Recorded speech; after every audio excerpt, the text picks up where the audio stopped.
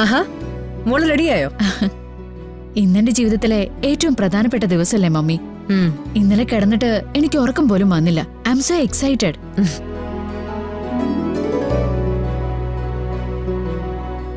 ഇന്ന് ഈ പൂജ കഴിയുന്നതോടെ എന്റെ നവീന്റെ ജീവിതം സ്മൂത്ത് ആവുമല്ലേ മമ്മി? യെസ്. മോളുടെ ഈ സന്തോഷമാണ് എന്റെ സന്തോഷം. നീ ആഗ്രഹിക്കുന്ന പോലൊരു ജീവിതം നിനക്ക് കിട്ടണമെന്ന് എനിക്ക് വാശിയായിരുന്നു. അതുകൊണ്ടാ ഈ പൂജയും വഴിപാടുകളൊക്കെ ഞാൻ നിന്നെ കൊണ്ട് നടത്തിക്കുന്നത്. I know mummy. എന്റെ മോള് നവീന്റെ കൂടെ സന്തോഷത്തോടെ ജീവിക്കണം. അതാ മമ്മിക്ക് വേണ്ടത്.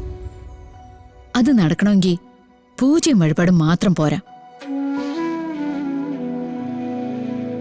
താൻ പാതി ദൈവം പാതി എന്നല്ലേ? നമ്മുടെ ഭാഗത്തുനിന്ന് എടുക്കേണ്ട എഫേർട്ട് നമ്മൾ തന്നെ എടുക്കണം. നിനക്ക് വേണ്ടി മമ്മി എന്താ ചെയ്യാതിരുന്നിട്ടുള്ളത്? പൂജ കഴിയുന്നതോടെ ഞാനും നവീനും ഒരു പുതിയ ജീവിതം തുടങ്ങും. ഞങ്ങളുടെ ജീവിതത്തിലേക്ക് ഇനി ഒരിക്കൽ പോലും ആ കൃഷ്ണ കടന്നു വരാൻ പാടില്ല. എന്റെ സന്തോഷം കളയുന്ന ഒരേ ഒരു കാര്യം അത് മാത്രം. അതിനി ഒരിക്കലും ഉണ്ടാവില്ലെന്ന് മമ്മി എനിക്ക് ഉറപ്പ് തരണം. കൃഷ്ണ എനിക്ക് നല്ലപോലെ അറിയാം. അവളാർക്കും മനഃപൂർവ്വം ദോഷം വരാനായിട്ട് ഒന്നും ചെയ്യില്ല. മമ്മി എന്തിനാ തരം കിട്ടുമ്പോഴൊക്കെ അവളിങ്ങനെ പാടി പുകഴ്ത്തുന്നേ? പുകഴ്ത്തിയതല്ല, അവളെക്കുറിച്ച് എനിക്കറിയാവുന്ന ഒരു കാര്യം പറഞ്ഞതേ ഉള്ളൂ. മോളെ, അവൾ ഒരിക്കലും നിന്റെ ജീവിതത്തിലേക്ക് വരാനും പോകുന്നില്ല, നിന്റെ സന്തോഷം ഇട്ട് കളയാനും പോകുന്നില്ല. അപ്പൊ ഇത്രയും നാള് ചെയ്തു കൂട്ടിയതൊക്കെ ചില സന്ദർഭങ്ങളിൽ ഈശ്വരനായിട്ട് അവളെ നിന്റെ മുന്നിൽ എത്തിക്കുന്നതായിട്ട് എനിക്ക് തോന്നിയിട്ടുള്ളൂ.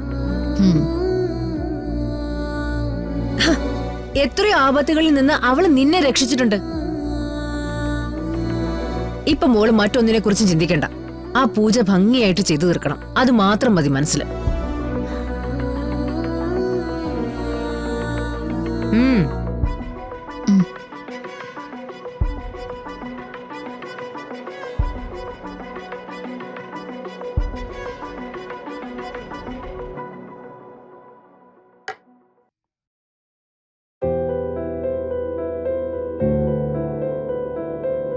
സമൃദ്ധ,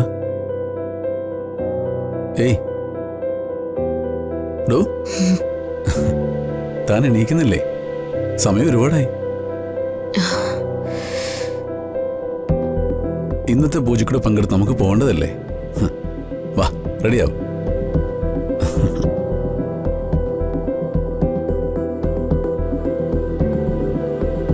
അഞ്ചാം ദിവസത്തെ ഈ പൂജയാ ദമ്പതിമാർക്ക് ഏറ്റവും പ്രധാനം.